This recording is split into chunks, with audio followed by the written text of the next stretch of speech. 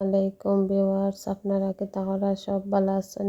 আমিও ভালো আছি আল্লাহর রহমতে। তো আজকে আমি দেশি মোরগ দিয়ে ছোট ছোট আলু রান্না করবো, আর একটা ছোট ছোট আলু দিয়ে দেশি মোরগ, খুব অসাধারণ একটা রেসিপি। তো আপনারা লগে শেয়ার করলাম। তো আমি আগে আলু সিদ্ধ দিয়ে চলাইয়ার আছে, এখন হলুদ আর লবণ দিয়ে তেলের মাঝে ফ্রাই করলাম। তো ফ্রাই করিয়া তুলিয়া রাখবো। আমার ফ্রাই করা হয়ে গেছে। তো ও তেলের মাঝে আমি মোরগ রাঁধিমু। তো আদা রসুন দিছি, দিয়া পেঁয়াজ দিলাম, গরম মশলা দিছি, দিয়ে এখন আমি 1 চামচ লবণ দিয়া পেঁয়াজে ভালো করে কষাইয়া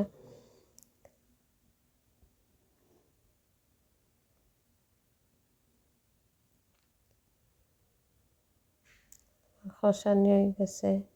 তো আমি এখন হলুদ দিমু 1 চামচ, মরিচের গুঁড়া, লাল মরিচ।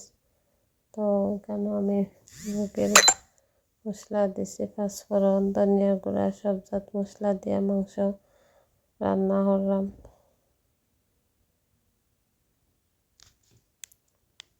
তো আমি 5-10 মিনিটের লাগে গড়িয়া দিমু ঢাকনা দিয়ে।